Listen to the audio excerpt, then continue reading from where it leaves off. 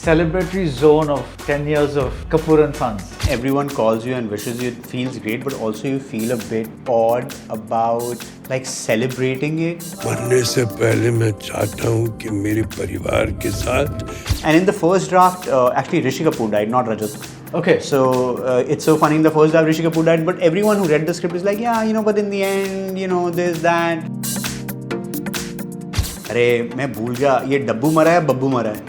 So nobody had paid attention who he had called Dabbu, who he had called Babbu. So we had to go back and watch the tapes. Him as an actor is that if you just told him enough about the scene, he would eat all other actors in the scene. He would look so convincing.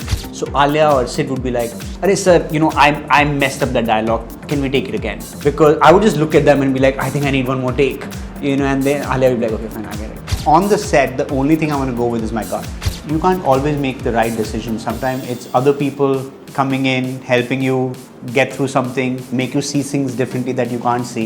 I think you could choose if you wanted to do an entirely AI film without actors or a big crew. We are entering an age of living room filmmaker where filmmakers will be able to make film out of their homes. Can you make a Kapoor and Sons entirely with AI? Today, darling AC திருவிழா இந்தியாவிலே குறைந்த மாத தவணையில் AC. MCR Pure Cotton Club, formals and casual shirts. Plan your next summer escape with Grand Royal Tours. Hi Shakun. hi Baradwaj, how are you? I'm good. How are you? Great.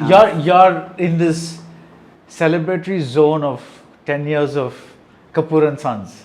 You know, it says a little bit about like, you know, when everyone calls you and wishes you, it feels great, but also you feel a bit odd about like celebrating it. I think it just talks about like a little bit of guilt that you have as a creator that, oh, have I created enough in the last 10 years? Should I have created more? And part of you is celebrating that your movie is still relevant after 10 years for people to at least mention it. And the other part of you is like, okay, what else have I created that's equally relevant? And I think that dichotomy comes together. You celebrate and you kind of feel sad about why haven't I made more of these?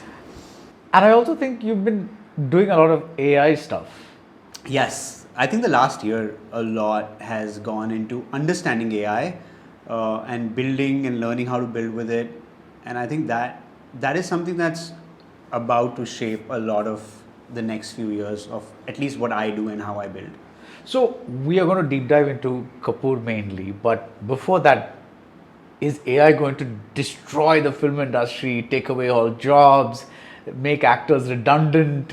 What is it? It's like everybody's, you know, saying nothing will change. People are saying everything will change. What is it? You know, I feel differently on different days when I see a different launch.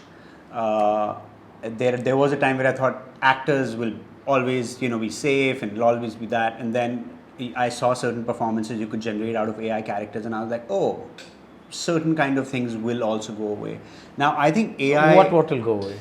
I think you could choose if you wanted to do an entirely AI film without actors or a big crew. Actually, some of the films that have won big awards, I was at Billion Summit in January, and the 10-minute film that won the award was entirely made by one man. Okay. So I think you will be, we are entering an age of living room filmmaker where filmmakers will be able to make film out of their homes.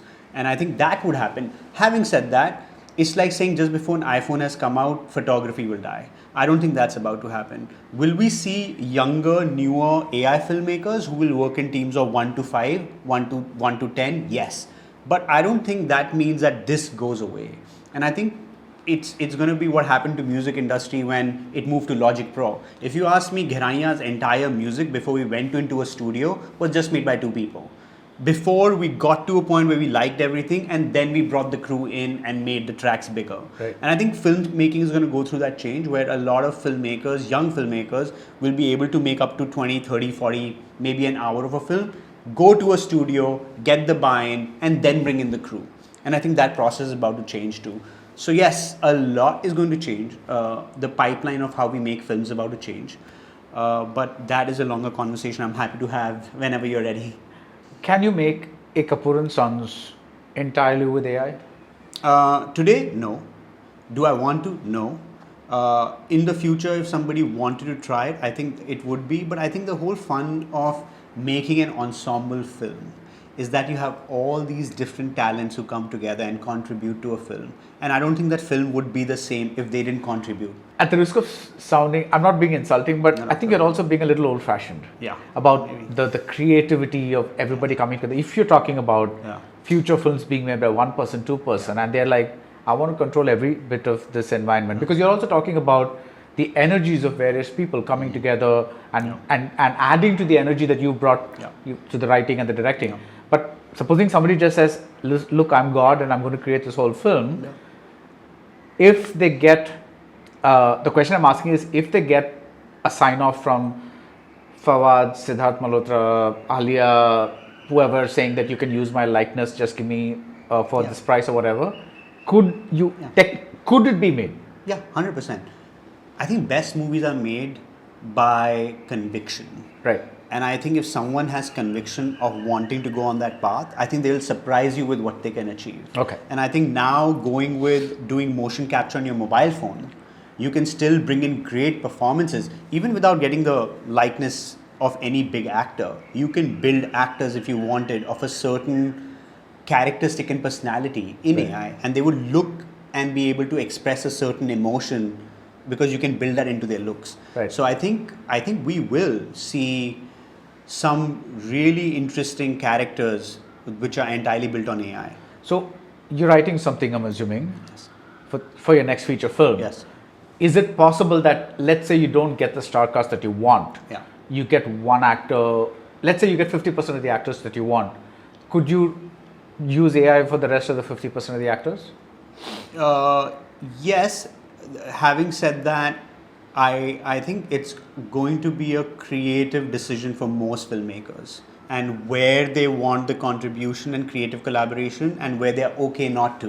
Okay. And I also think legislature at some point will have to come in, rules will have to come in, where I think Hollywood's now considering this, can a talking part be an AI actor? Ideally, what they're going to do is talking parts will have to be casted. Yeah. And if you had a non-talking part, let's say you have an action sequence, do you really need to put 30 people at risk, putting them in cars and close to blast? Maybe not. So I think a lot of those decisions, some will come from rules and regulations that will be built by unions, and some of it will become creative decisions and choices. That's a conversation that we leave aside. Yes. And come to Kapoor and Sons, which there's been a very peculiar relationship that I've had with this movie. The first time I saw it, the film worked as a whole. I had certain issues with some parts of it, but as I kept revisiting it, those things vanished. It's almost as if, like, you meet a person for the first time, you like 60% of them, 70% of them, but as you kind of keep meeting them, the parts that bother you don't matter anymore.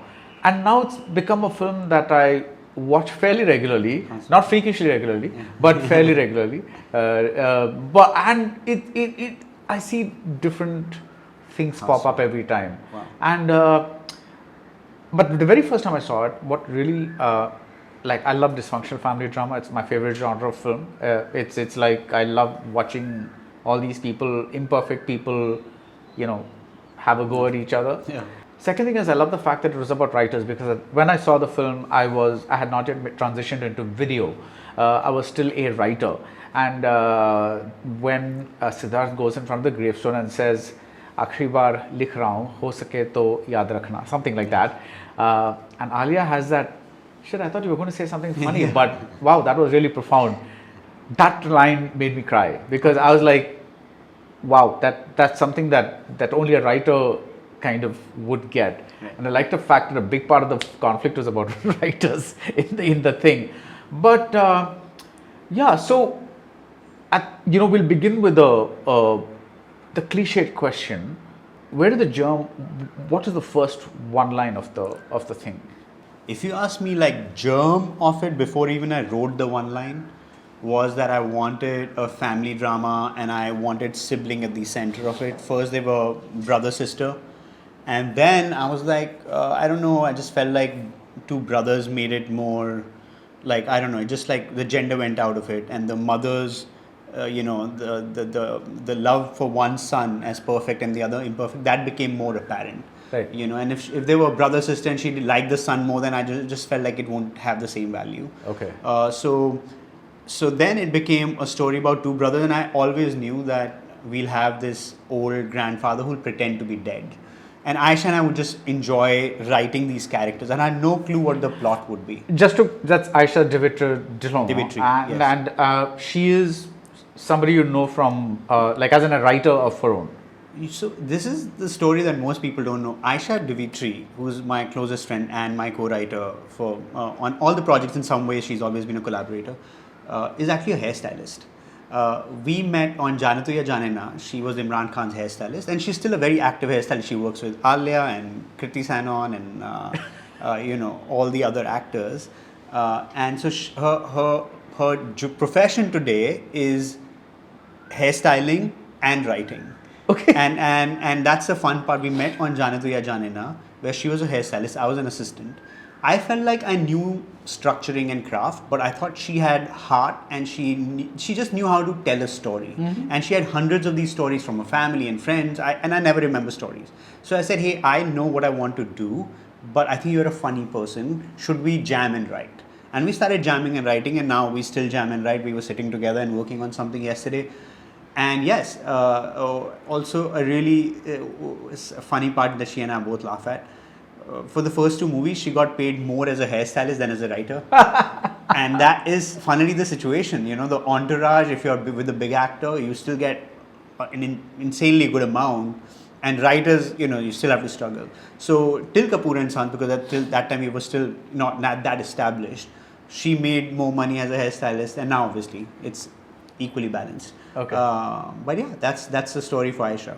So she and you were going with the one line, the germ. So coming back, we were just jamming on these characters that we loved, and I knew that I wanted to just compress a lot of these people who don't get along well into a house.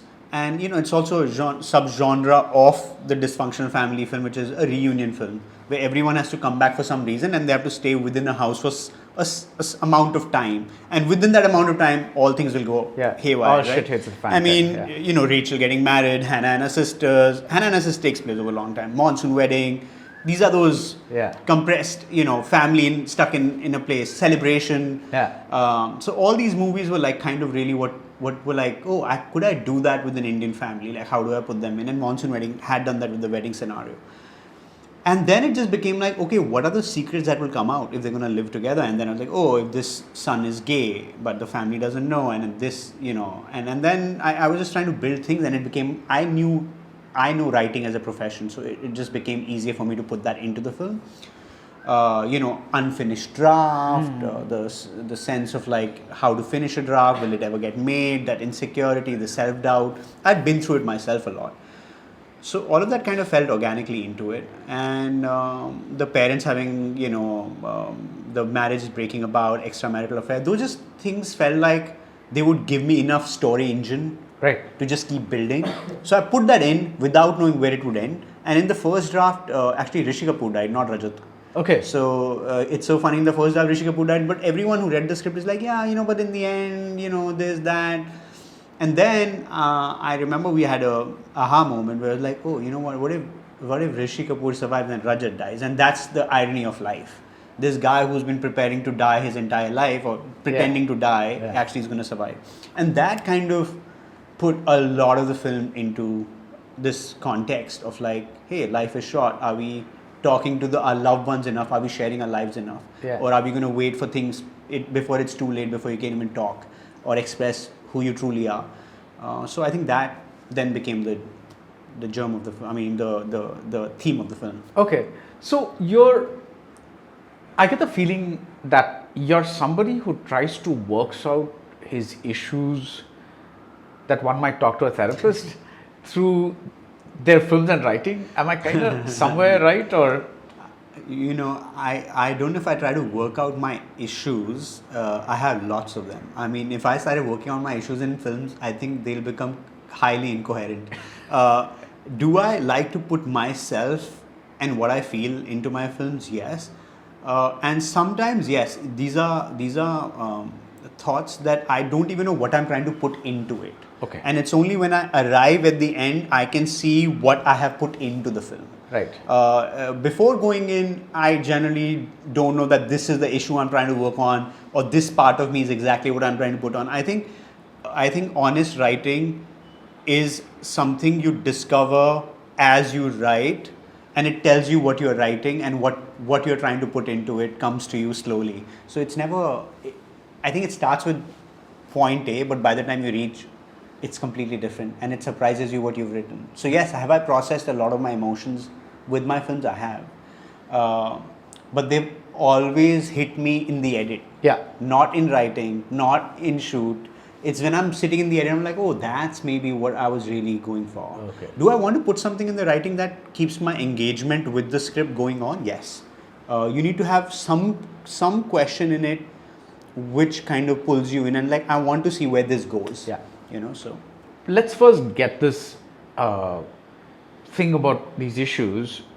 It's very rare that you see a film where every single major character has a secret / problem / trauma, or whatever it is. It is quite rare. Even within these dramas, there's maybe one or two that have some issues, but the rest are kind of sorted. Father has a financial problem. The grandfather is always dying. The mother thinks that the father is having an affair, and she's got dreams of a bakery that have not materialized and all that. The older son is gay. The younger son is a failed writer, a failed everything, a kind of a thing. What made you say that I want every single character to have something that they're grappling with?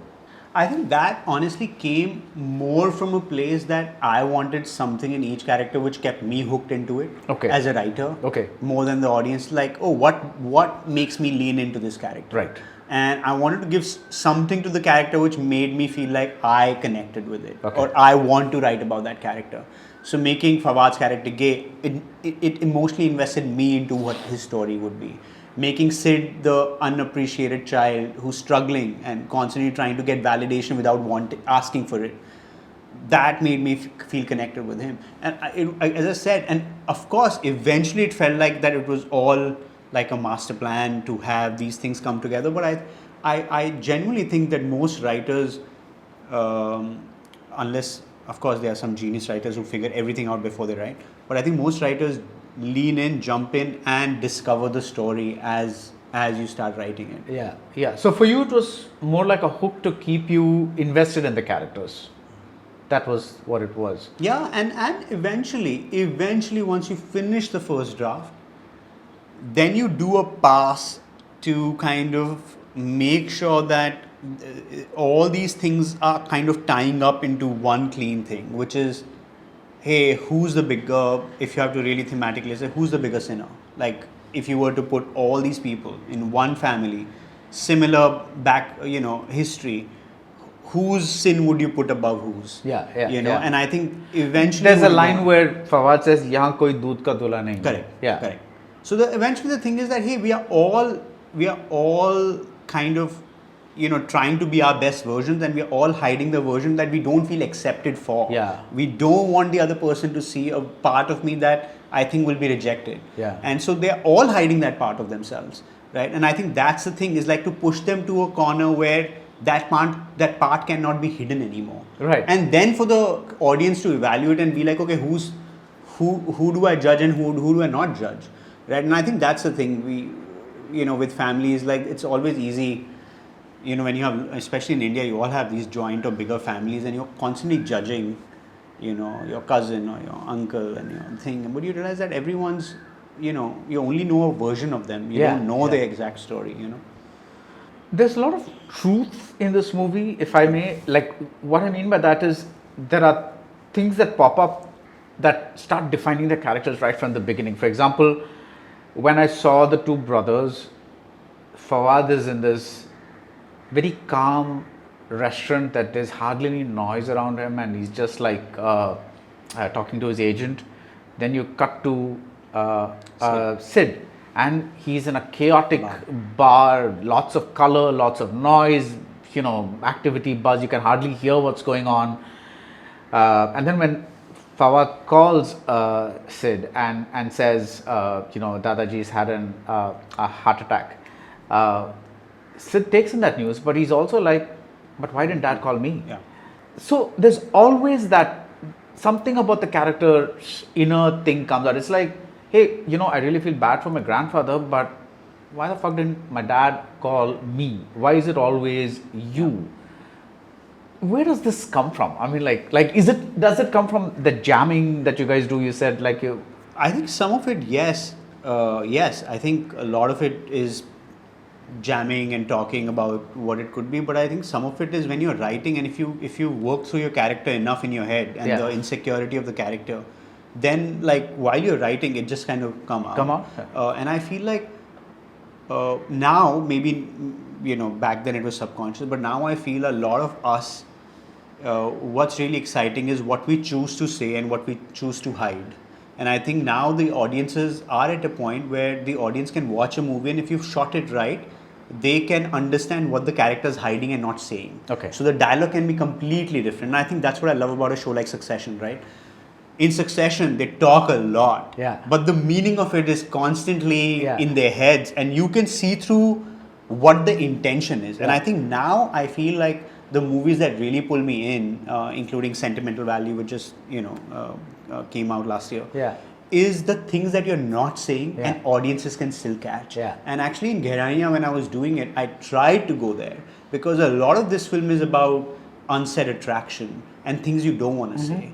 Right? And I'm constantly like, how do we put people in the character's psychology, not in the dialogue? So what if this character is not saying what she wants, but can I watch her and know what she wants?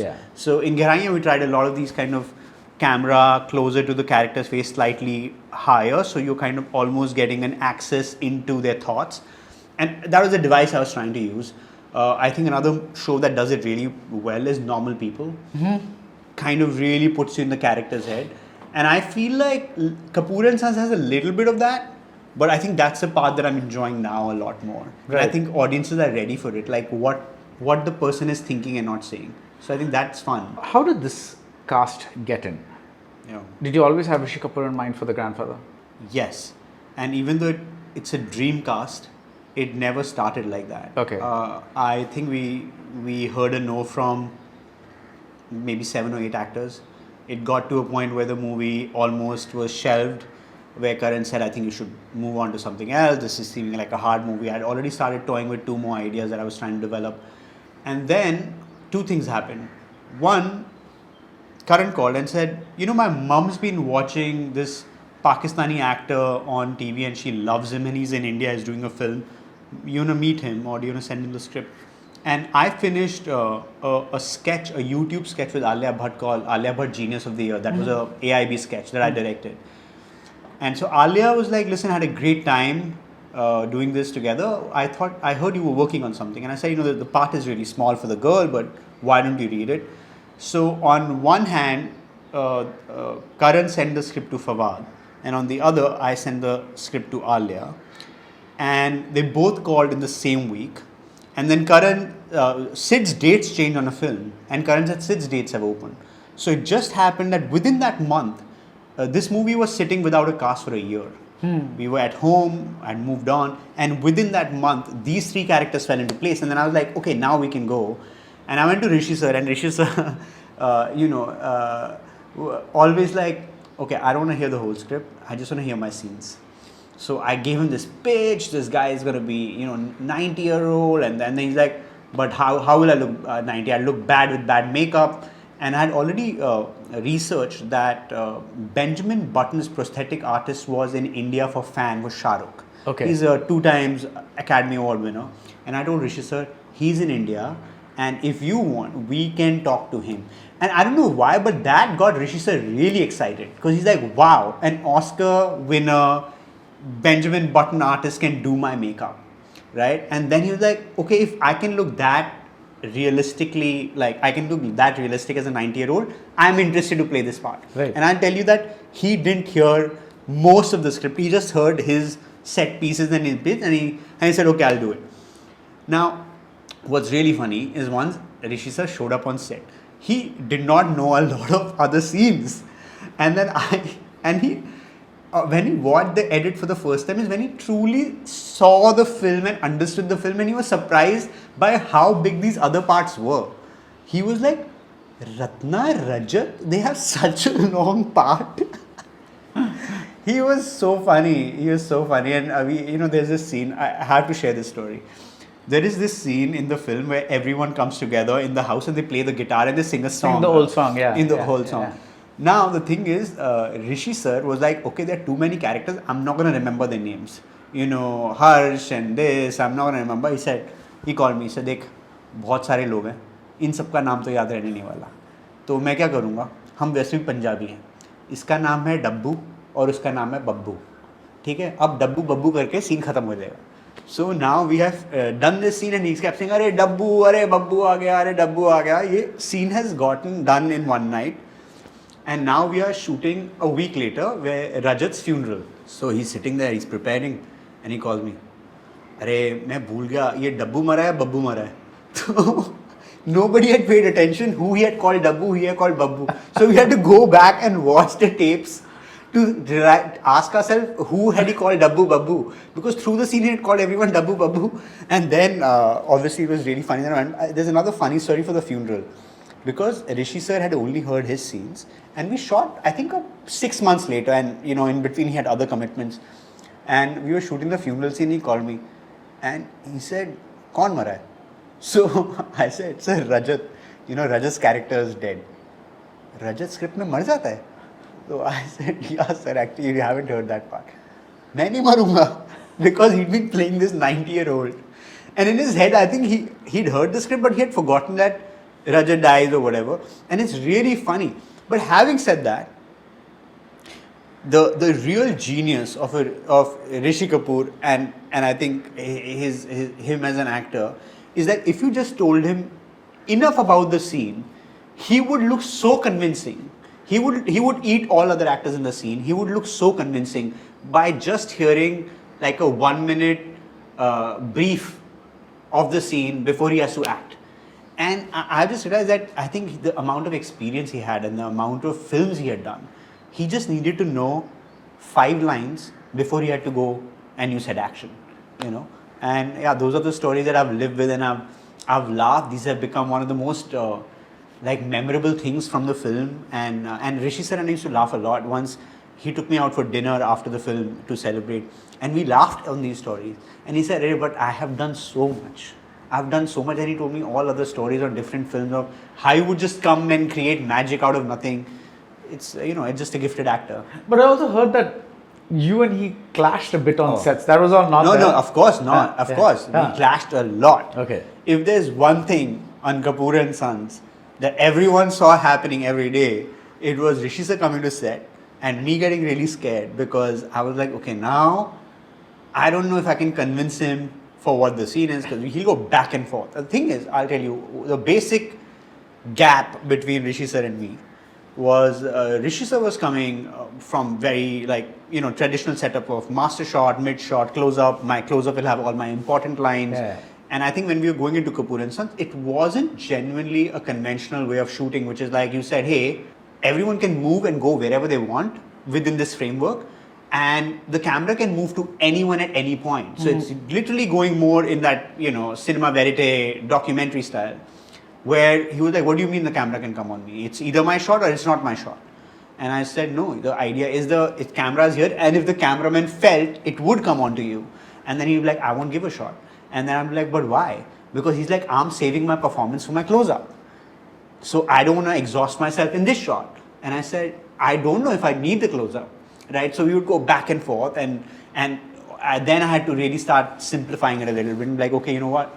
These 3 lines, I think I will come to your close-up, but can you please be here for this part? And I think that gap took a while before we filled it, and I have to thank every other actor, including Alia, Fawad, Sid, for helping me through that. Because if I wanted another take, and I was a young director, I just made one film, Rishi sir hadn't seen anything I'd made, So Alia or Sid would be like, "Arey sir, I messed up that dialogue. Can we take it again?" Because I would just look at them and be like, "I think I need one more take," and then Alia would be like, "Okay, fine, I get it." Or Fawad, and then they'll take chances, right? In one scene, Alia would ask for more takes, in other, Fawad would ask more takes. We just had that language going on, and thank God that they had this belief, and we were all friends, same age, hanging together, so we could really communicate fast. So Alia by then had done Highway, Shandar, all these were solo heroine kind of projects, and she didn't have any, like, she just jumped into this ensemble thing without a thing, just because you were there. So, a couple of things. I think Shandar hadn't come out. I think she just finished the shoot before coming on to our film. Yeah. But yes, I think she was now getting the offers for the big one. Yeah. I think at that time, honestly, the industry also just felt was more open to these kind of films.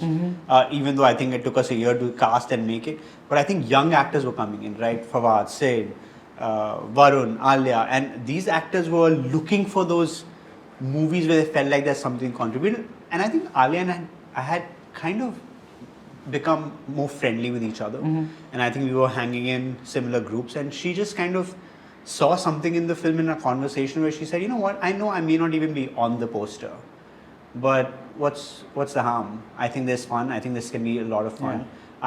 She kind of knew. She said, "I have that one really strong scene, and I think I'll kill it." And she just knew that scene was the big one for her, and that's it. And we just Where went she on talks this about her journey. parents. Yeah, and I think what's amazing is, like, once we all agreed, this whole experience of Kapoor and Sons, apart from obviously my self-doubt and fear of how the shoot is going, it was a bunch of friends. And I've had the same experience on Gayi, where everyone's having fun. And I think coming back to AI, when we come back to AI, that's the only part that I'm like, oh, we're not going to have that. Yeah. When you're on an outdoor, you have all these actors and creators and contributors, like production designers, and at night when the shoot is done, you're hanging and you're chatting what you liked about the day, what you didn't like about the day, this scene, what you're gonna do with. And I think that is honestly the real drug of making a movie. Yeah. I think when you start out at a film school and you go out and you think, oh, I want to be behind the camera, I want to tell an actor what to do, I want to decide what the color will look like. And I think all of that went out of the window after my first film. Right. I just felt it was really tiring. And then I started relying a lot on my collaborators, and I started choosing my collaborators wisely. Yeah. But the real drug for me, from Kapoor and Sons onwards, became this, which is after you call cut, at the end of the shoot, when you go back to your hotel room, that meeting point, or in the morning when you come in the same car to the shoot. Yeah. And I think any director who's experienced that feeling is the real joy. And I'm constantly chasing that now, Casting the gay character was the toughie, you said. Hardest, yes. So Fawad comes in. Yes. Was he always called Rahul? Because in the tradition of that era of Hindi cinema, Rahul was the heterosexual Shah Rukh Khan character who kind of, did you intentionally name this? No, but we knew we wanted to just keep it very generic. I think everyone's names was just like, also in the script when I write the first draft, I sometimes, especially for Rajat Ratna, I call them father, mother. Like I think different people write differently, but for me, I keep it very generic for the first round. Or I know some writers who don't start writing till the time they don't know the name. Yeah. And for me that's hard. I can change names as I go along. And then I generally hit upon a name, and then let's stick to it. But yeah, it wasn't thing. I just thought it'd be a generic name and it'd be fun. Yeah, so it wasn't like a kind of a No, not. But in a way, I just didn't want any more attention to this character. Yeah. Like, the idea was to never put too much attention on that there is something coming with this character. I will surprise you with something big. It was like nuanced. you didn't want to name hidden. him Ashwathama or something like that. It's like a Or Bheem. Bheem, And then you are in big trouble. Oh yeah. So once you have this character, there's one thing that the film is very, very unstated in a lot of ways, right? It's like, and that's what you were going for. You said you wanted to get at the psychology of the characters or who they were, what they were doing, without really them spelling it out. So we never hear the word gay. We never hear Ratna saying, "So you're living with a guy" or something like that. So there's never any over. Did you, while writing it, because see what I'm saying is, because at that point in Hindi cinema, probably in Indian cinema, that was still not a very explored issue, except in very, very My Brother Nikhil kind of movies, which are explicit, which are statement pieces. You were trying to make a statement about that sexuality. Here it's like a casual aspect of the whole thing, right? It's like one of the many problems. This guy has this problem, this guy has this issue, this guy has this issue, this guy has this issue, this guy has this issue. He's not told his family. Did you feel that maybe some of the audience would not get it? Like, yes, you're making the reference to the fact that he knows his orange from his tangerine. You're kind of at the very start, and I think that maybe the first time I heard somebody refer to the significant other as partner, because in those times, I think everybody used SO or significant other, and here somebody was saying partner. And I think that was like when I watched the film again, that was a bit of a giveaway. Then there are certain times when he's talking about girls that he supposedly dated, but but you've never really used the word. So did you feel that maybe this is one aspect of this character that people may not get? There was a general fear. I know even Karan said, would people get it? And I felt like they would. I think maybe it was naivety and like just belief that it would come together. And I just went with that conviction. Honestly, I think one thing that Fawad asked me when I first sent him the script, he read it and he called me. And I think we met and he said, "Hey, I read the script, absolutely loved it. I just want to know one thing, like how are you treating the homosexuality part of it? And how do you want to go about it? Do you want to make a noise about it and all of that?" I said, "No, Fawad, it's a whisper." And he said, "Oh, I just want to know, that's what exactly what, is it a whisper or a shout?" And I said, "It's a whisper. And we'll never say it. We will only sprinkle it in these little nuances. And you and I would choose across the script where you want to put a little more, how far do you want to go and not go." There is a scene where I think they're preparing for the grandfather's birthday. And he goes into the kitchen, Ratna and he talk, and then they come down and Ratna's drying clothes. And then she says, "Oh, I will come and stay with you. I also want to meet Nick. Or Nikki or whatever." She says that. And there is a moment on his face where he just like does that. And that's it. And the camera never cuts close. It just goes and it just moves with them into the next moment.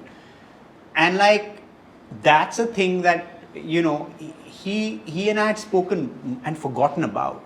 But when he did that, and I was watching the monitor, I was like, this actor is just so evolved to drop these little hints in moments where we even forgot to speak about it. Yeah. Right? He was so clued in. And the thing is, he was a funny person, so he was never too serious. So on set, you would never see this serious man who's thinking about his character, who's like, okay, what I'm going to do today, nothing. He would come, we would laugh, he would have his coffee, he would chat. He'll mostly be busy chatting with somebody before I say, "Fawad, I think we're ready, let's go." And before his most serious scenes, even with Ratna, where he breaks down, I think it's in the behind the scene footage, he is laughing his ass off and he's jumping on the bed. And then I was like, "What's going on?" He's saying, "Bro, every time I have to do a crying scene, I get really awkward. So I need to do something completely off to set myself, because otherwise I can't take it." So he had this very different coping mechanism as an actor than you would think of a serious actor. You would think, oh, if you gave this character, if a gay character to another actor, he'll think about what am I supposed to really do? How nuanced can I be? And I never saw that with him. He was funny, he was great to hang out with.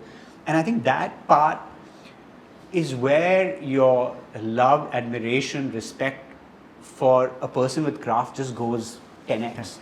Right? Because you're like, oh, he doesn't take himself that seriously. He understands, he has a process. When he wants time, he will take time. But for most part, he just wants to be an easy collaborator. Yeah. And I think from my love for people who make collaboration easy is now like, I hold them in very high regard. And I've been very fortunate that I've had many of those in the last 5 or 6 or 10 years? So I remember that scene a little differently. I think he says, "Why don't you come and stay with me and Nikki?" And she says, "मैं क्या करूँगी वहाँ आके," or something like that. Correct. And then that, because the thing is, he's actually wants her there, but then she says, "Leave this Nikki Shiki right. and then get me an Indian bahu," or something like that. Correct, Is that the correct. one? Like, You're right, yeah. you're So right. that's where the. So where does that expression change come in exactly? I think in that moment, if you just watch, there is when he's like, and she's like, "Tu mere liye bas ek achhi si Indian bahu le aa." And then there is this one, like, just like a little thing of like, "Oh shit, I'm going to disappoint her so much." Oh, right, okay. Right, and Yeah. there's a very little thing, and I remember once we finished that scene, he and I sat together. I said, "Bro, I loved it," and he said, "Oh, you caught it?" I said, "I did," and I said, "I don't think we need a close up," and he said, "No," we don't need a close up. And I love those conversations, right? Yeah, Where yeah. I'm going through a moment like, should I do a close up? And it's so rare for an actor to be like, don't give me a close Yeah, up. yeah. You know, he said, no, we don't need a close up. And I said, yeah, I completely agree. Let this be a thing that people catch in the second viewing and not in the first viewing. And I think those conversations are so fun, right? When you already are discussing with an actor what you want people to catch immediately and what you want for it to come maybe later. And that point, which is so funny, is like, I can't imagine now. But saying like, oh, people should catch this in second viewing. Yeah. Right? I mean, now you don't even know if your movie gets a second viewing. Right? I think people are now, including in me, and you are just like, can I make a film? Will this movie get seen? Will it get made? And I remember back then, it was still a discussion, hey, second viewing, what do people catch? You know? Yeah. You know, you mentioned that Alia said, I'll take it because there's this big scene that's emotional and I'll kill it. But actually, that she's very good at that. But the scenes that really, I think she's very good at are these screwball comedy scenes. Because she's got that, just that right moment, like when he says, hey, you're funny, you're hot. There's a, you know, you can write it on the page, but it has to come at that right, like a tennis. I think Aisha and Alia's kind of understanding also, because Aisha has been Alia's hairstylist too, right? So when Aisha would like dialogues, Alia and Aisha would jam on their own without me ever knowing. While they are in the makeup van, they would also be chatting about what the scene is about. So yes, Alia knew the big scene, but Alia never did it for the big scene. Alia did it because she just wanted to. She just loved the idea of like doing this film, you know, and knowing that there'll be friends around. And I know that Alia and Aisha would talk about the scene before I was a part of it sometimes. Right? The script was written, Alia and Aisha would have jammed. Alia would be like, oh, Aisha and I spoke about this today. And they would come and be like, oh yeah, show me. And you know, Aisha's always been very involved with how I work. So actors can sit and work with her. So I think Alia and Aisha would come to set and they would have already figured out how they're doing it. And then it was a joy for me to watch it. So that line specifically, you know, that Aisha had written, knowing exactly how that would come together. Actually, I never thought that line would be funny, if you ask me. Even when I shot it, I just looked at Aisha and she's like, it's funny. And I'm like, okay, we'll just go with it, you know. So yeah, that. And what about Sid and Ratna and Rajat Kapoor? So Ratna, somebody I had worked with in my first film, Ek Naar Ek Tu. I had a great time working with her. I just knew that she was an actor I could rely on. Rajat, I had loved immensely in Monsoon Wedding, which is one of my favorite films. And I've always wanted to work with him. And so I knew that these two were the people I wanted to go. Sid, as I said, I knew Sid because of Dharma, and you know, Dharma launched him and I made my first film there. And his dates changed on another project. Now, I don't remember, I think it was his dates for Brothers. He was shooting Brothers and that was getting done, and he had an empty 3 or 4 month gap. So Karan said, listen, I think Sid's gonna get free. Why don't you talk to him? And I rushed to him, you know, and because Alia, Sid, Varun, they were one gang. They had just come out of their first film. I think Alia called Sid too, and she said, oh, I've read the script. You need to read the script too. I think it's really good. And then Alia and Sid separately spoke about the script. They knew, they both liked it. So I think there's all these things that are outside your control as a director that were helping the film get made. Do you think an ensemble film like this would be easy to cast today? It's never easy to cast. It's even harder to cast now. I feel that, you know, the last script that I worked on had two brothers, and again with two brothers, This it was is hard. a film you haven't made. Yeah. I haven't made yeah, yet. yeah. It is something we worked on, and two brothers, and again, the thing is, they both are big parts. One is slightly smaller. So then, when you go to a big actor, right, they mostly have enough material in front of them that is entirely them. The movie is even called their name, So like suddenly you have a movie which doesn't have their name in the title. It doesn't have a script that reads from page 1 to page 100 about them. There are good 40 pages in between that are about other things. And I think those films are getting slightly harder, especially if it's ensemble to cast now. I think just because theatrical viewership is going through a different pattern. But having said that, I think people are also missing these films. And I think it's only a matter of time before one of these do really well again. And then you'll be like, hey, we want to see more of it. We want to do more of it. If you ask me, I'm missing a lot of dramas and even comedies and romance. Yeah. Or romantic comedies. Romantic comedies were a staple diet. Like if you ask me when I grew up, right? When you talk about, even like my favorite films are all screwball comedies and rom-coms and stuff like that. And I think they're going to have a huge surge in the next few years. I think we've had a diet of big action films and thrillers. Did the Mandakini angle come about because of Rishi Kapoor, or was it already there? No, Mandakini angle, I don't know. The thing is, I remember that my parents or my grandparents were very wary of that film when I was growing up, and when I started watching films, they always told me, "Nahi, nahi, ye picture mat dekho," or don't watch. Raj Kapoor movies tend to have kisses and little bit of nudity, so they were always like, "Ki haan, ye nahi, ye mat dekho," and all that stuff. So in my head, it had stuck like an image that I had seen of Mandakini, in that waterfall, and it never left my mind as a child. I think that was my first encounter with semi-nudity, right? And now it was surprising because I wrote this as a joke, and I honestly didn't even know how would I eventually get to it. But now when the movie got greenlit, funnily I was with Rishi sir, and I said, "Sir, Raj Kapoor sir had made this film, so you may have a high-res image of this, and I may need to find a scan because DVD is not high-res enough." So he said, "अरे हाँ, जाओ studio जाके देख लो, मैं इसका number दे रहा हूँ, चेंबूर में जाओ बात कर लो." So I remember going to RK Studios and opening these cupboards and trunks and finding this album of negatives. And I have gone through negatives of pictures that were taken on set, and it blew my mind that they had all of that material there, and I could actually get my hands onto something that I'd written. I never knew how I would get. And that's when how people say, and I never used to believe in how people say that there's certain things that the universe is there to provide you. It was just one of those things that I would have no idea how it would happen. Yeah. But just sometimes it just comes and it happens.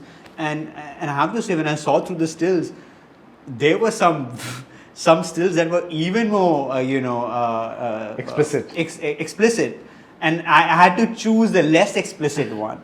Like, oh wow!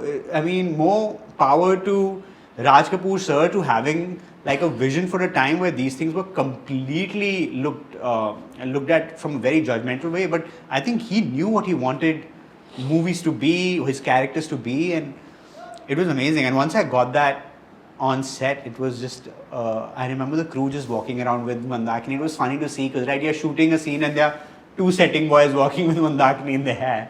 No, there's a lovely payoff as well, because later Rajat Kapoor gets... Yeah. I did not know that actually. We wrote it down. And as I said, Rajat's character only died in second draft, not in first draft. Yeah. So that Stanley only came in draft 2. I had no intention of using it. But once you have a good setup, it finds its payoff. Yeah. So I want to talk about the introduction of the characters. We talked about the Arjun character bit, which is like, Fawad is sitting in a very calm cafe. Yeah. That's like very classy, this, that and all. Arjun is introduced in a very chaotic kind of setup, which is like a, bar and all that. So it's like the setup reflects where they are at that point in their lives. Right. So Alia, she's kind of this unknown figure in the family, and you kind of approach her from behind, not really showing her face, which is also like a bit of a heroine reveal. But you kind of, she's not yet known. Whereas, so Siddharth doesn't know her face yet. But the way she's dressed, she's like a manic pixie a bit. Little like she's going to sprinkle fairy dust on this family and kind of. Was that intentional? Manic pixie, yes. I mean, I think I was personally going through a phase where I'd love these manic pixie characters. But I think her outfit and look. The tiara. That was actually just Aisha and Alia chatting with each other. Okay. Aisha had a look in her mind that she wanted, and I think I'm not great with wardrobe and hair, and I think that is Aisha's territory generally when we write. So she jumps in and be like, "Oh, this is the mood that I think the character would be in." So, but the decision to approach her from behind was, what is that?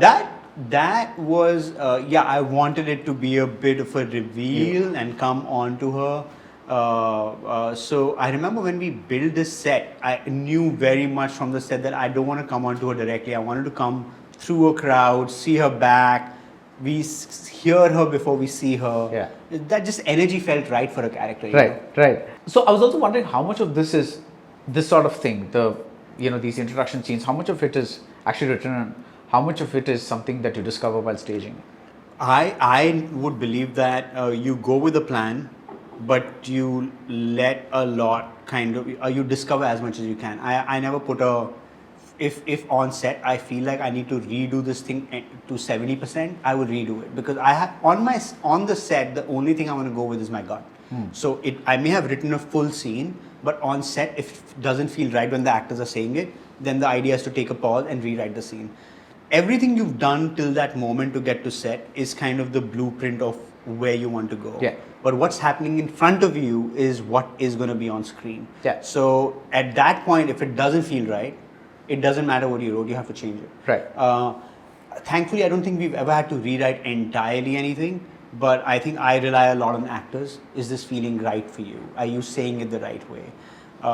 As far as we can stay within the framework of what the scene wants to achieve, everything can change. As a Tamilian, I have to ask you this question. You set this film in Kunur, and except for that one restaurant scene, we hardly see any Tamilians out there. Everyone speaking Hindi. Was just that creative liberty, or? It is a huge creative liberty. Having said that, I'll tell you how Kunur happened. And that is something that even we discuss. It's like we're going to Kunur and we're really not seeing any Tamilians. We only have these people speaking in Hindi and Punjabi thing. And we convinced ourselves in our head, because the only other time I had been to Kunur was Imran Khan's 30th birthday.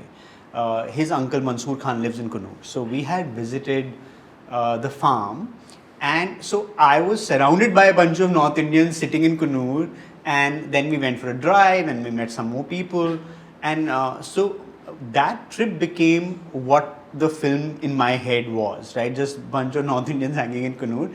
But the city, I had never been in a city that felt so intimate. It was so small that people knew each other. When you went to a shop, they knew who you were. And I just needed that, right? Because a character like Boobli, Wasim are bumping into you at a hospital. Then you go to a shop, the shop is owned by my friend. You needed that city where those things felt real. Yeah. Right? Those things were believable. So I jumped into it. But yes, you are making a Hindi film, and at that time, this pan India where different characters can speak different language was not very, I guess, conventional. And I think, yes, I think that is a flaw of the film. I don't think it's a flaw as much as I was very curious about. A little more representation, yes, but I'm not even going there. Yeah, I'm just like, where are all these other people, who live in Kurur? At least his friend could have been a local. Yeah, something, Yeah. So the other thing about Kunur that really works is these houses are so beautiful. That it is all these amazing houses. Now, did you shoot Anu's house in Kunur? Yes, that's on Airbnb. Another thing that you leave somewhat unexpressed or rather unstated is the dad just friends with her from the bank? There are sometimes that you find somebody that you can talk to, and maybe that you need that somebody other than your spouse or your partner or whatever it is. Yeah. Is she that person, or are they actually in a relationship Yeah. kind of a thing, and an affair. You never really Yeah. come out and say. So the scene was actually written differently. When Fawad reaches her house, I wanted them in the bedroom. Okay. Not making out, but just like a little more suggestive of that they were comfortable to be in the bedroom together. Right. And I feel like that moment, Rajat said, listen, I don't know, I don't feel comfortable as a character sitting there. I'm feeling something not right. Even though it's an affair, why can't they be... So you did see it as an affair? I always saw it as an affair. Okay. I knew, yes, it was written as an affair, and it's just that where do you want to stage something so it doesn't really put off the audience to a point where there is, you just completely get put off by the character. And I think Rajat's instinct was like, hey, I can be in the breakfast, we can still be having a conversation, but I think that is where we should go. And then I just honestly went with my instincts and I just went with that. So, given that, why would she come to the birthday party? No, well, I can tell you without revealing too much that while growing up, I've seen extramarital happen in and around, right? And so you'd be surprised how close proximity to your home can these things be. But the thing that I've always believed is that anything can happen in life. Yeah. But when you're putting something in a movie, Yeah. there's something called plausibility that comes in, right? Yeah. Everything is possible. Yeah. But when I go to a movie, I want not whether because then I can justify every movie and Yeah. every situation. Yeah. But this bit did not seem I think very. it's coming from my personal experience. Okay. I just kind of You wanted her at the party there. I was very much wanted at the party because I just felt like I've been there, I've seen those things get really like awkward. Okay. And I wanted that awkwardness into it. Also, then the thing is, when you don't have the man, I think there's this need to still go out and kind of, in some unsaid way, put it out there that hey, I'm comfortable enough to even be here. Yeah. And I think people mark territories in very different ways, and I think it's one of those scenes, right? For me, that scene is very much about territory. Ratna says, "This is my territory." Yeah. She doesn't enter, and she wants to prove a point and encroach that territory with dignity. Yeah. So Anu's coming in, encroaching the territory, but trying to make it very nonchalant. Yeah. Right. And that scene is very much written from that point of view. So the first time I didn't register, but when I watched it second, maybe third time, the way Anu calls these boys beta, suddenly was like, Yeah. is she trying to, claim a bit of, because Yes. see, that beta is a very innocuous word. Yeah, it's like exactly. if any older person would Yeah. call a younger person, yeah, beta. It's not a big thing. But in this particular context, did you write Yes, it that way? it's Okay. written as encroaching territory, right? Okay, It's so- written from a place of like Ratna has to really, really get put off. Yeah. So she does want to come in and be so familiar with the space and people that it throws her off. Right. So I want to start a series of questions where we talk about the choreography of the film first, but before that we'll talk about the choreography of Gayi Chull, Sure. which won a national award. Yeah, I did. Yeah. It's one of the most beautiful picturized songs simply because it doesn't seem picturized at all. Yeah. What was your brief with the choreographer? I don't think we ever discussed this with anyone. The thing is, the first time I heard the track, I was shocked. I thought, I'm trying to make an urban, cool film, and there is this Haryanvi sounding track, with the word Chull. And I was like, what am I doing? Yeah, that's the first time I even have heard that word. Yes, have I sold myself so low that I'm going to have a song called Gayi Chull in this idea of an urban, sophisticated movie that I want to make.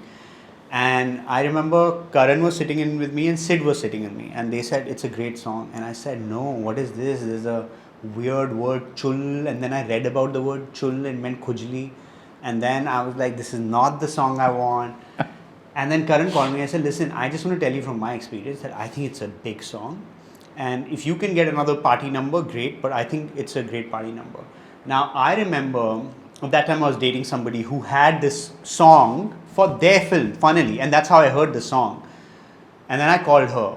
I was dating her at the time, or just before the film I was dating her, and I called her and I said, listen, you had this song for your film, and she said it's a great song, and she was a little upset that she could not use it because her film got delayed, and she said I think it's a great song, and she was a little unhappy that I would end up using the song, and then so Kargaichul was in that film. it was supposed to be in her film that got delayed. Okay. So suddenly the song was just sitting. She wasn't sure she was making a film, and then I sat one day and I said, okay, how do I justify a song like this in a movie like this? And I said, you know what? I have been to enough house parties where after a certain time in the party, it just turns into ghati music. Yeah. Right? Can I do this number at that point in the party where people are just in the mood to have a great house party on a song that would otherwise maybe judged upon? So it became like, okay, But are you doing the judging? Because you're saying ghati music, you're saying... I thought like this in the beginning. Okay. But by the time we started doing choreography, and the choreography and the song came together, it just became something else entirely for me. By then it became this cool house party track, which is not how I saw it earlier. Right. So I think the song grew on me, and it evolved to a point where I could see it without my judgment. I had judgments on the song. I had to let go of all those judgments to actually start enjoying the song. And so it was me learning how to let go of my judgment more than the song. Right. So the brief to the choreographer. And then the brief was like, hey, this is a house party, and I don't want choreographed moments.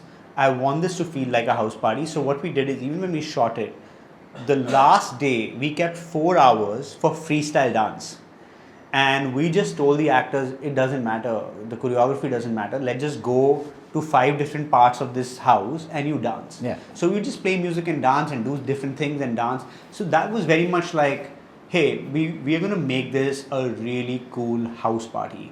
And my DOP was an American, Jeff Bierman. He showed me some house party references from another film he had shot in America.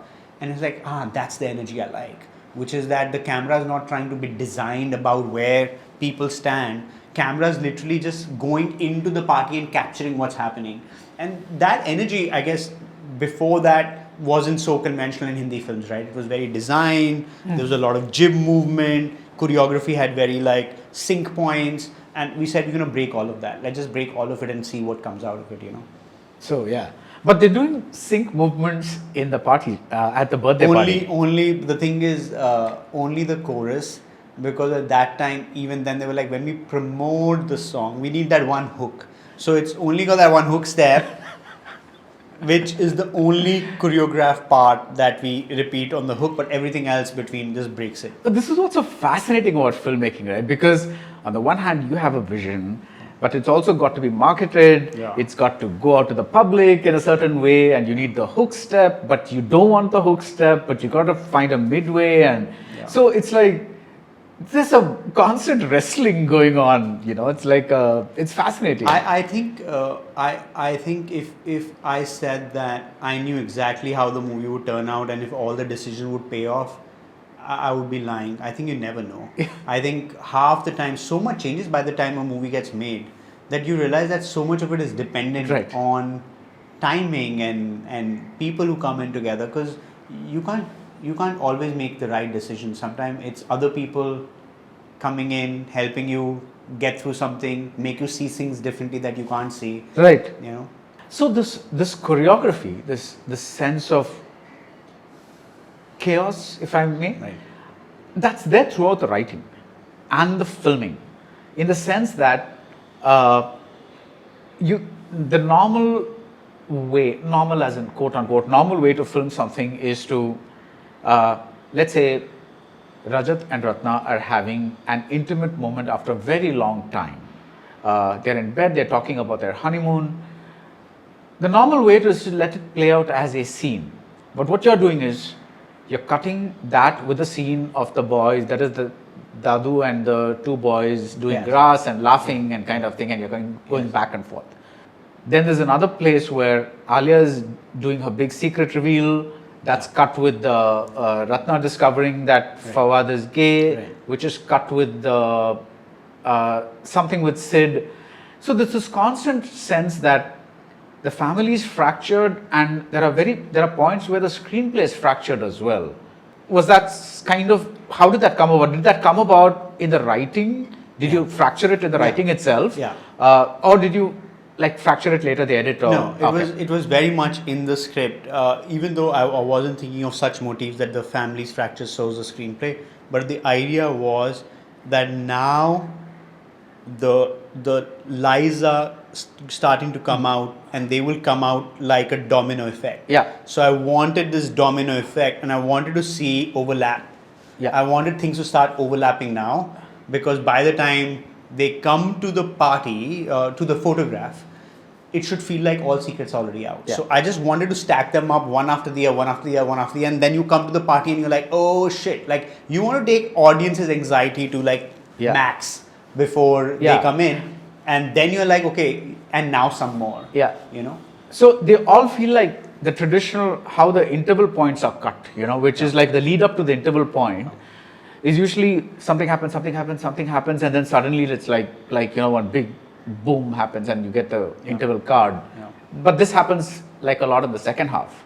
And so I was wondering how you guys wrote it. It was... again, I think it is hard to say why we wrote it, because I think by the time we got to that part of the screenplay, it just felt organic to write it like that. Okay. So again, an instinctive... It was entirely based on this is how it feels right.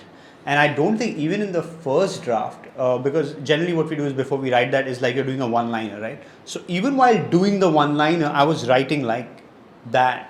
This would happen in this location, and this would happen in this location, then this would happen in this location. And I remember I had done like a diagram of sorts of how the lies are coming out.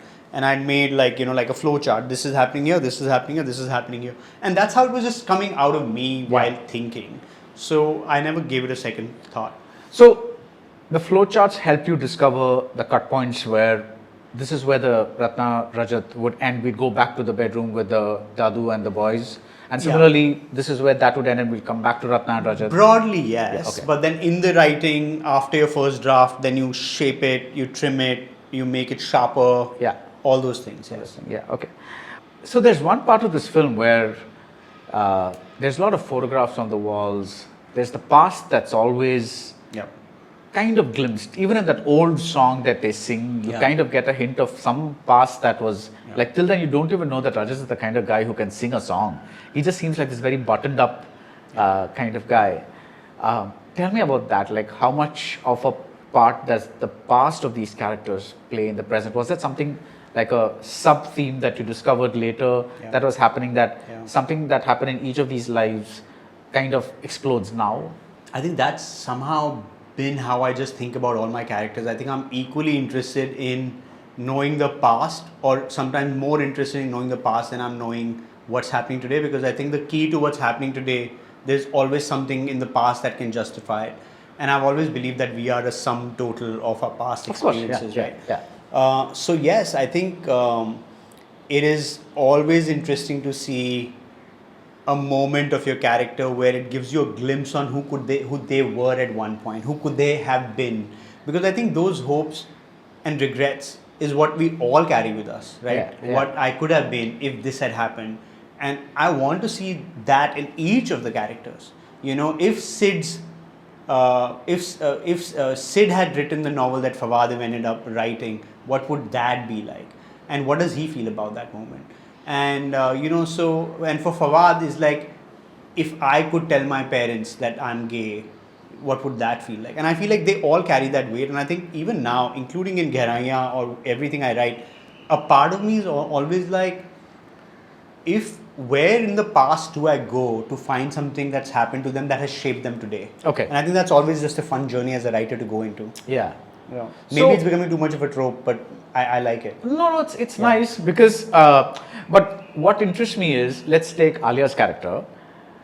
Normally, like the cliched way to go about it would be like, shit, my parents died. The last thing I told them was like, I hate you or something. I forget what, they were on the plane, and she had said that something like that. I don't want to see you. Something, I'm angry with you. Basically, it was not a good conversation.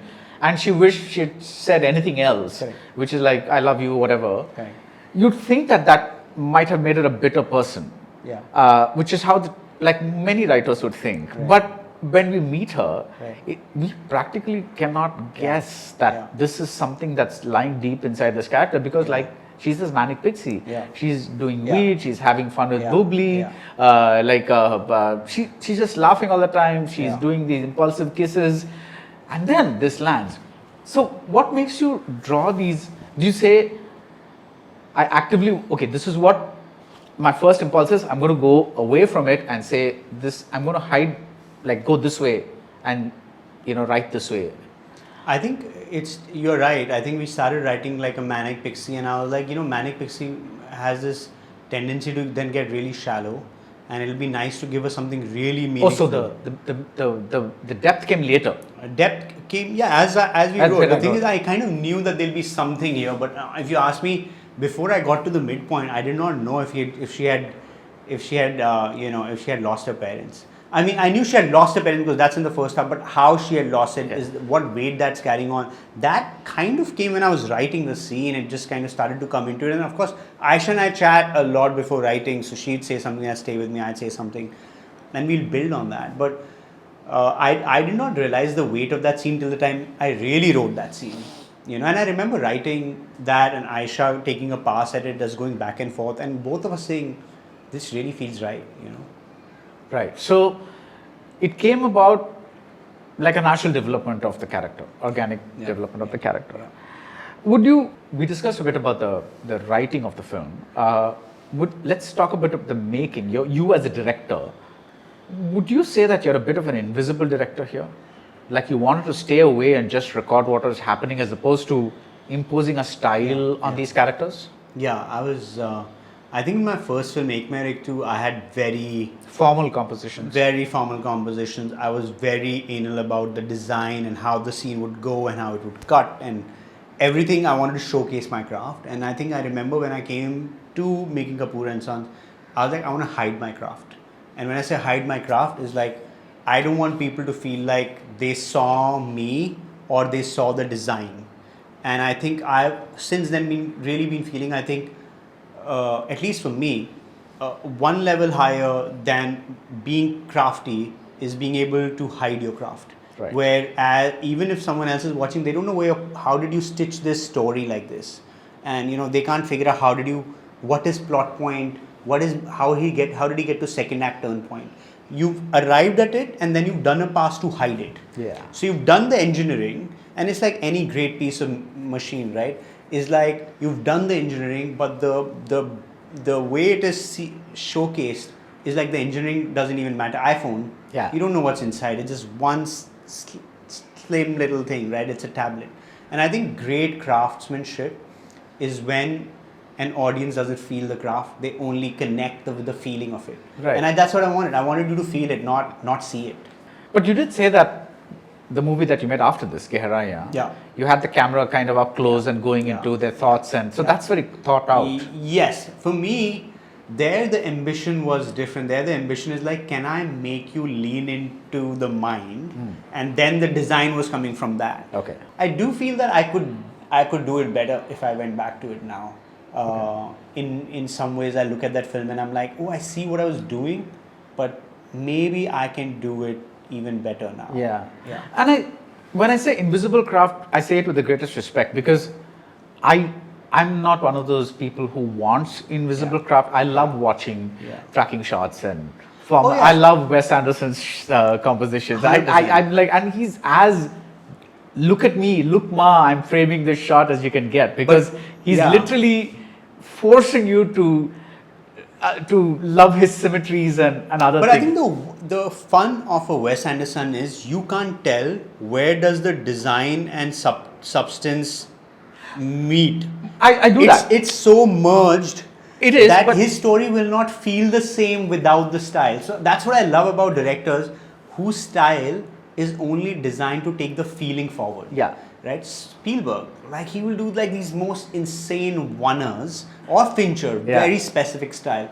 but the style is very much designed to feel, Yeah. not to just showcase. Yeah. And I think that's where you can tell the difference when someone showcases a big shot, but you're not sure what you felt. Yeah, there is this insane one in Munich. Right. Where, Right. When Where yes. they come out of the Yes. building. There's a thing. There's a tilt up.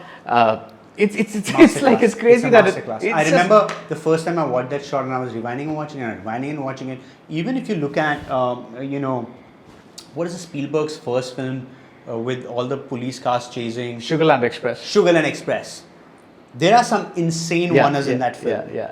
But every one is supposed to make you lean into the story, feel the story. And I think that is, even in Gayi, as I said, even though I didn't get it right, the idea is the design is not supposed to just showcase. The design is supposed to make you feel. Yeah. Feel what the character's feeling, feel what they're thinking. So I think when a director uses design to feel, it's just genius. Like when you get someone to watch who does that.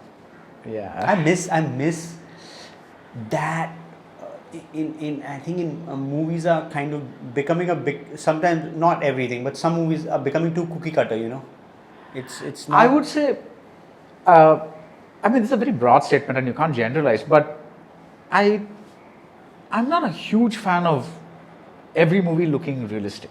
Yeah, 100%. I'm like, I want to see some technique, some 100%. craft. It's like I want the technique to tell some of the story. Yeah. I want the way it's staged, Of like course. with negative space and the actors are standing in a corner. Of I course. want the landscape to tell a I story. think that is also the language of cinema. Yeah. When someone truly exploits it, when you see a Scorsese or a Spielberg or a Fincher or Denis Villeneuve, right? Yeah. I mean, just the way he'll hold a shot, right? And it's just the courage it takes to hold a shot like that and tell a story. I mean, I think those are the masters. Yeah. And you hope that you can get anything like that in the movies that you make. I recently liked Field Dreams a lot. I haven't seen. Yeah. But who are your filmmaker influencers? Well, now, it sounds controversial, but Woody Allen, Where is it? I think his movies have left the deepest kind of impression Same here. on everything I make. I think Hannah and Her Sisters has a huge reason for why Kapoor and Sons was something that I wanted to make. The last two words of that film, I'm pregnant. Yes. I'm like, Yes. Wow. Just the shot of the mirror. He comes behind, holds her, and she just says, I'm pregnant. Yeah. And the irony of that moment, because he tried to get his other wife pregnant, and the reason they didn't stay together, he could not give her kids. yeah. Right?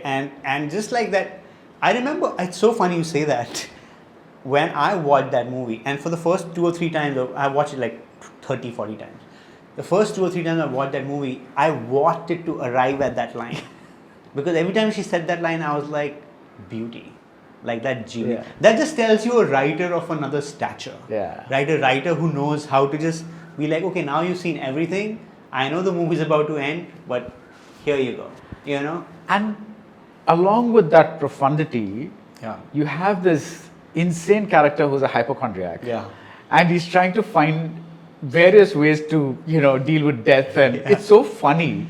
Funnily you say that, I think that could have been a subconscious thing, him trying to constantly question death, and then Rishi Kapoor's character falling and dying. Maybe. Because I think his character's obsession with death, and even in Love and Death, and I think Woody Allen's constantly thinking about death in everything he does, Yeah. and I think that became maybe a subconscious idea of like this idea of Possible, death. yeah. Right. I actually want to do his movie marathon at one point. I think I want to just sit down and I think just watch all his stuff again. Yeah, even these slightly lesser regarded films like Another Woman, Yes, of they're course. fantastic, They're great. fantastic films. Anyway, They're great. other references, other influences. So the 3 filmmakers that I would say have had huge impression on me: Woody Allen, Billy Wilder, and Wes Anderson. And early work of Wes Anderson, I would say, starting with Bottle Rocket, Rushmore, Tenenbaums. Tenenbaum. But Rushmore is like my all-time top 5 because I remember. What is your all-time top 5? Oh man, that's a hard one. But I'll tell you, just like now that you've asked me, I'll just throw it at you. Okay. Earth Separation. These are movies that are coming to me right now. Earth Separation, Rushmore, Hannah and Her Sisters, Annie Hall, I don't know why it's coming to me, because it's for the first time I kind of felt like Amelie. Amelie is that movie which, when I was at film school, I saw and I realized what every department does. When I watched Amelie, I was like, oh, now I see what all must have gone into this film for it to be this. Like direction and production design and camera and lighting and performance, everything is set to give me this feeling. But I would say these are the movies that, off the top of my head, that I can think of. You know, there was a time I was obsessed with Amelie and the movie that they did after that, A Very Long Engagement. Yes. But I don't know why, the last time I saw it, I thought it was a bit cloying and cute. It must be. I mean, I'm talking about when I was 19 or 18. Yeah, so I don't know, it says, have I changed? Has, Yeah. you know, obviously the movie's still the same, but has my tolerance for the, you know, cuteness... Pretty sure. Honestly, if you ask me, I don't think also Amelie that music got so exploited in every commercial.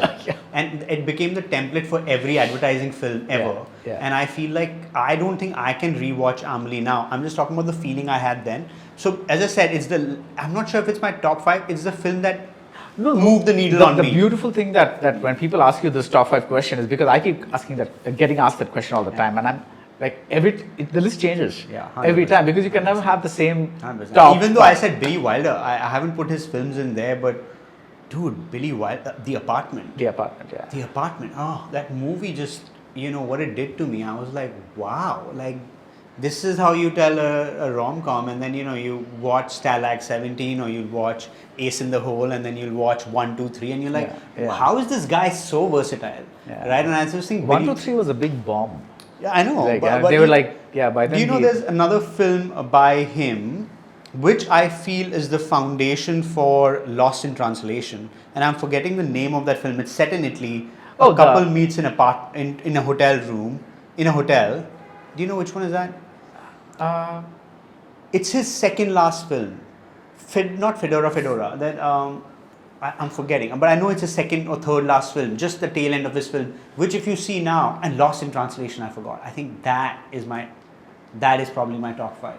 Lost in Translation, when I watched, I just could not put my finger on what that feeling was. Like, what am I feeling? And why am I feeling? And I've always loved movies, including Annie Hall, where you finish a film and you don't know what you felt.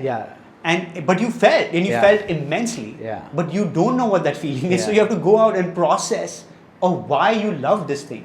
And I think that, for me, is a movie bringing you in touch with a part of you that you've not seen before. Right? And I feel like that is the biggest gift any story can give you, is put you in touch with an emotion that you don't know what it is. Right? And sometimes that's the hardest job as a reviewer, because you know the film has done something to you, but you're trying to translate an abstract thought into concrete words. And that's like, sometimes it just, you know, it's a bit of it's a chore. You know, I'm sure somebody now is a critic as a chat GPTing that idea. It's like, I felt this. Give me what I really feel. You know? God, you just kill me. But have you felt sometimes that the grading, the color tone of a movie can have an impact on where you feel? I'm thinking specifically of Spike Jonze's Her. Yes. The slightly reddish tint in that movie, like a slightly sunburned look. Or any Wes Anderson film. I think the palette is making you, or even Marie Antoinette, right? You're like, why do I want to take a piece of this film and eat it? Right? Because it just the color palette is so desserty. You know, you feel like you're in a dessert shop. What about Indian films? What have done that to you? I would say the movies that I can right now think of, Dil Chahta Hai is literally the first film that made me feel like, hey, do I want to actually pursue this career? Because this could be fascinating if I could do anything like this. And I was so fortunate. My first job was Farhan Akhtar's DA. So I got to see somebody who moved the needle for me. Funnily, another film that, not an Indian film, but made by an Indian-American filmmaker, Tarseem Singh.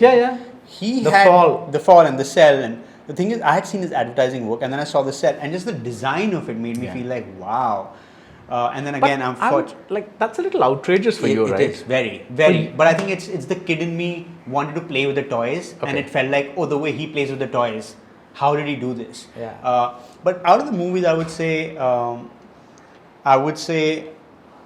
this. I think Masoom, growing up, had a deep impact on me, and that's another movie that I felt like was so made me feel something that I could not express for a very long time growing up. Dil Chahta Hai made me feel that. I think Maqbool did that to me when I watched it. I was like, oh my god, like what is this? And honestly, it was completely out of my palette. Yeah. But it felt so strong. And I would say, what are the other films at the time? Yeah, those are the films that I can think of at that time that were just inspiring me to make films. Masoom has such incredible chemistry between Nasir and Shabana. Yeah.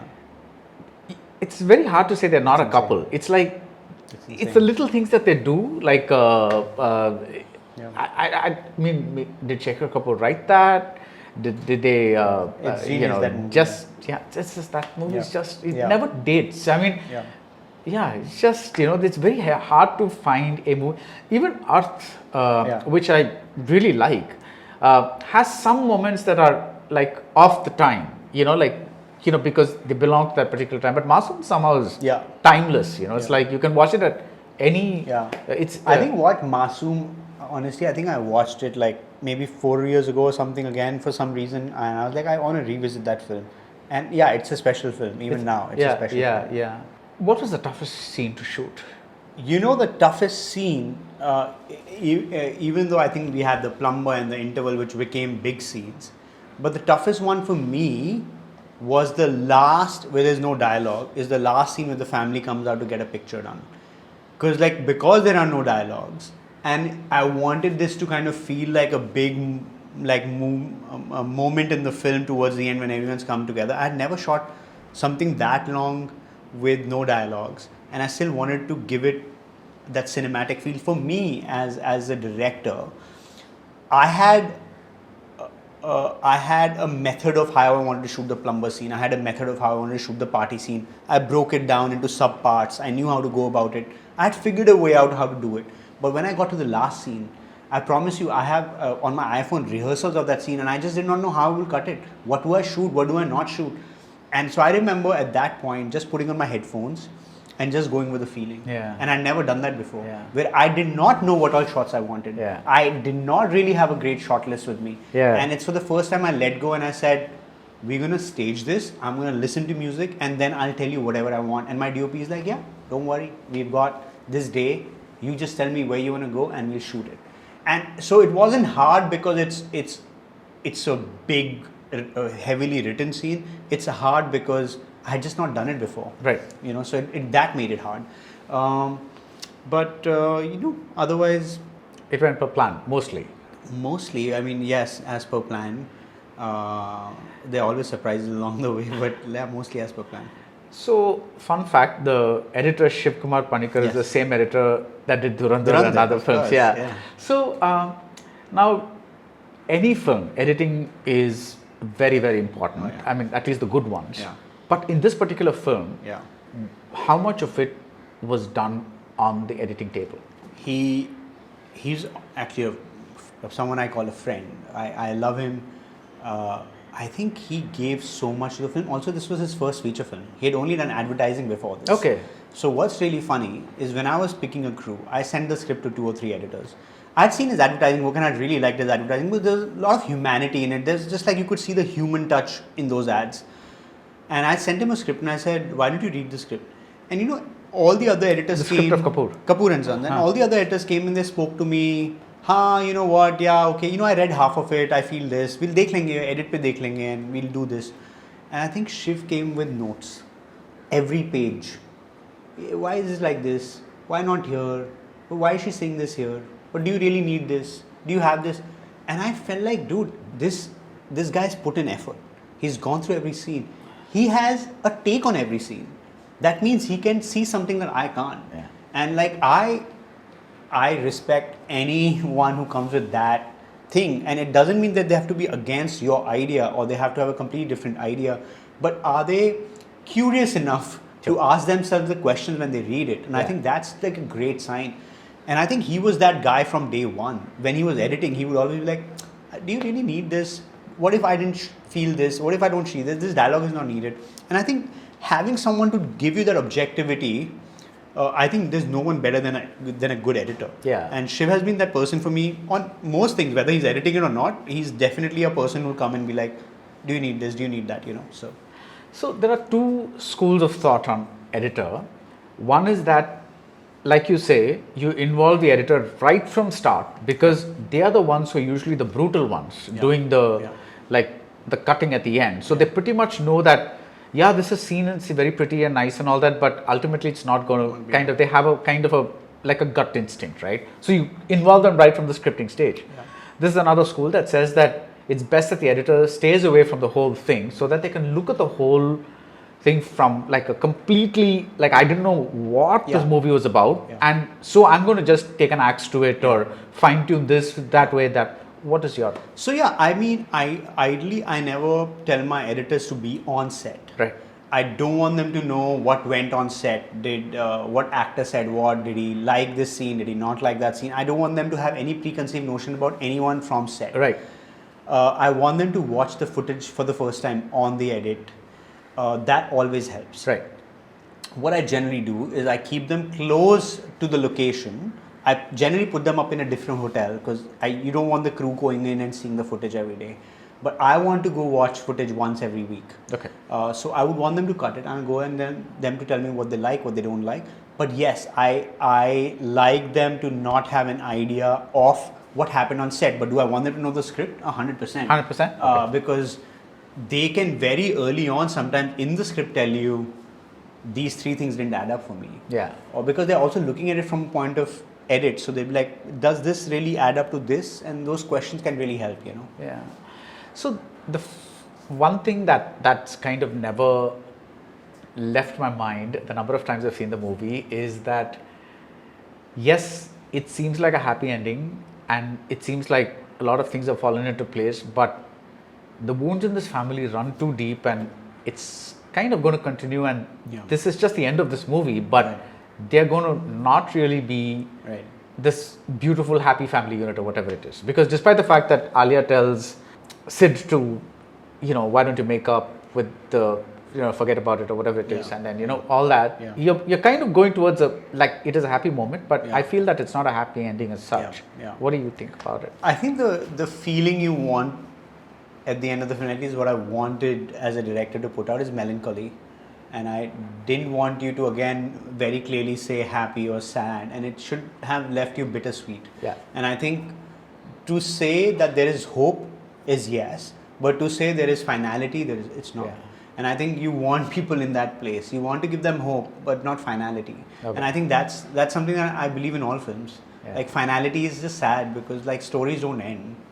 You just have a window into a story and then the story moves away. Yeah. And I've always, I think consciously, subconsciously, everything I've written, I just find it hard to give it finality. No, you know that as a fact, because technically after Kajol gets on the train with Shah Rukh, maybe 10 years later they got divorced or something. Dude, it could have easily had that graduate shot, right? You get into the bus, you sit, and then the camera tracks in on you and you're like, okay, did we do the right thing? Know. Yeah. And the genius of that shot, just that shot, or I'm pregnant. Yeah. It just like, it suddenly opens up a new door to a story. So like assume that, you could just say Kajol and Shah Rukh get divorced 10 years later or whatever it is.